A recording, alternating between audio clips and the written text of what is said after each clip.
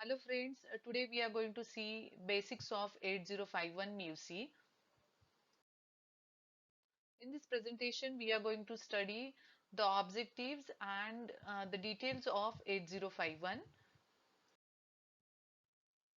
The objective of this presentation is to draw and explain the architecture of 8051 MUSI.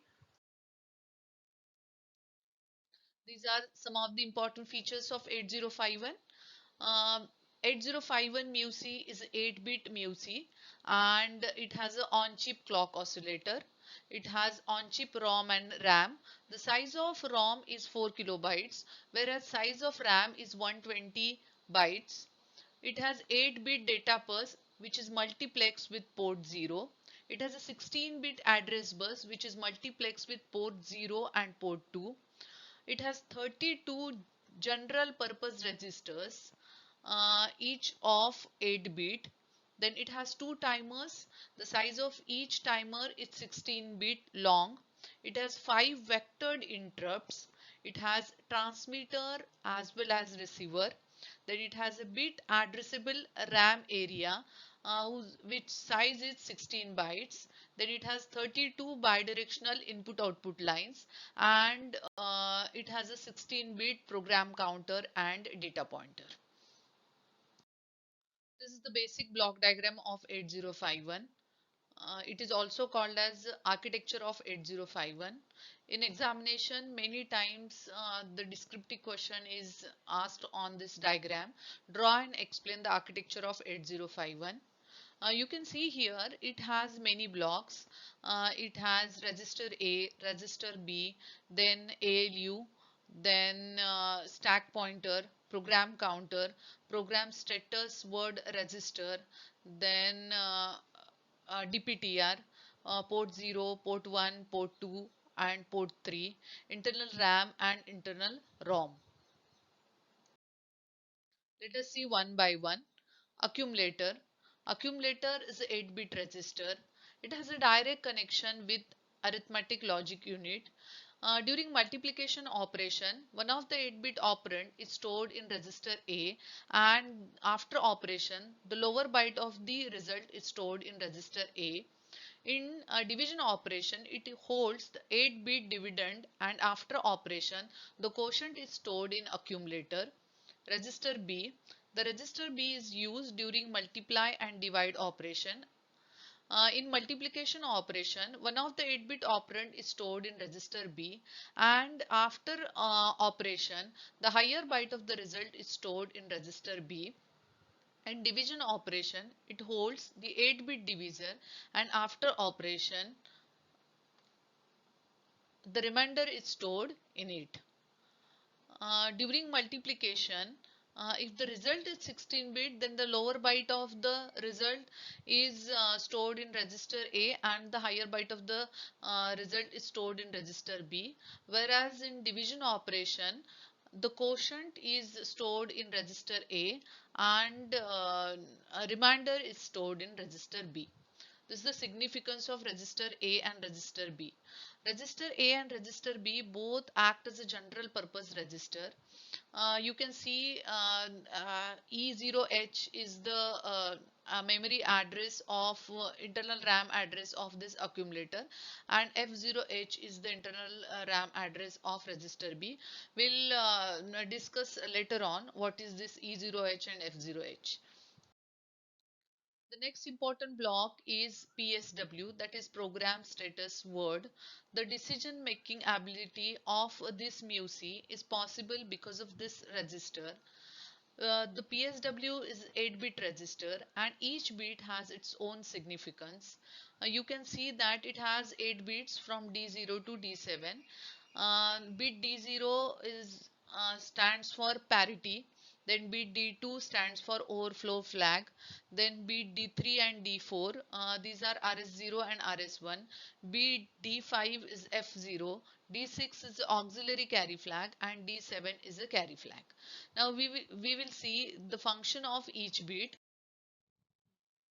Carry flag. Carry flag is used in arithmetic jump, rotate, and boolean instructions.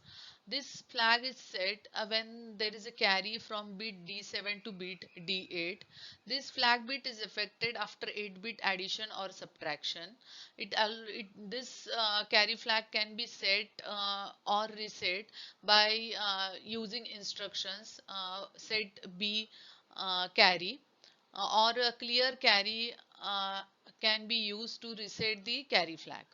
Auxiliary carry. When the auxiliary carry is generated from bit D3 to D4, then this auxiliary carry flag gets set during add and subtraction operation.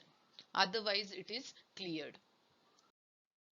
These two bits are very important bits, RS0 and RS1. They are used to select the register bank. They will be displayed as 00 if the bank register bank 0 is selected, 01 if register bank 1 is selected, 10 if bank 2 is selected, and 11 if bank 3 is selected. The next bit is parity bit. Parity is defined by the number of ones present in accumulator. P is equal to 0 if number of ones are even, and if P is equal to 1 if number of ones are odd. The next bit is overflow flag. This flag is set whenever the result of signed number operation is too large, causing high order bit to overflow into the sign bit. The RAM structure of 8051 is divided into two parts, internal RAM and special function registers. Internal RAM is divided into three parts. The area which is marked in yellow color is called as a register bank. There are four register banks: bank 0, bank 1, bank 2 and bank 3. Each bank has 8 registers. So in all there are 32 registers having size of 8 bit each. The area which is marked in green color is bit addressable area. Each bit of this byte or this area can be set or reset with the help of software instructions, and the remaining 80 bytes are used as a general purpose RAM area. The next block is a special function register. The group of registers implemented to perform special functions and are located immediately above the 128 bytes of RAM are called as special function registers. Now you can see here port 0, then stack pointer, then data pointer lower, data pointer higher, PCON, TCON, TMOD, TL0, TL1, TH0, TH1, then port 1, SCON, SBUF, port 2, IE, port 3, IP, program status word, accumulator and register B. These are the important special function registers. Now these registers have their addresses. I mean 80H is the address of port 0. So instead of calling it or instead of mentioning port 0, we can mention 80H. So 80H stands for port 0.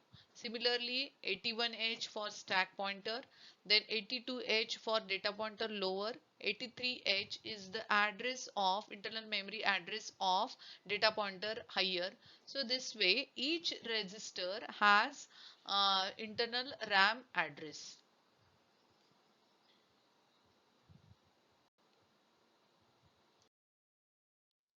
So now we are almost at the end of this topic.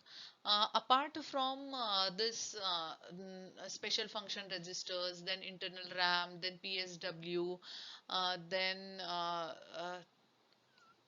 accumulator register B. It has a data pointer register.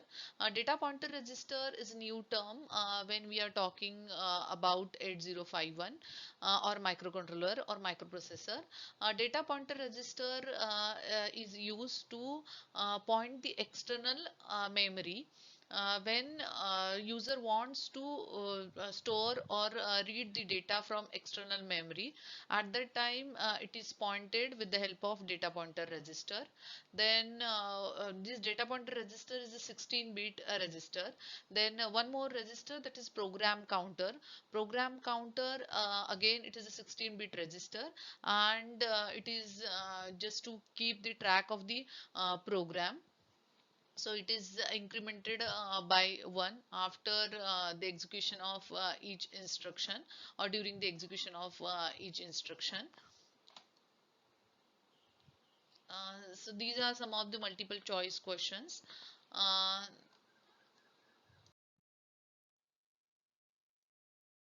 These are short answer questions. These are the long answer questions generally asked on basics of 8051. Students, I hope you understand the difference between microprocessor and microcontroller, and you are able to draw the architecture of 8051 microcontroller. Also, you are able to explain the architecture of 8051 microcontroller.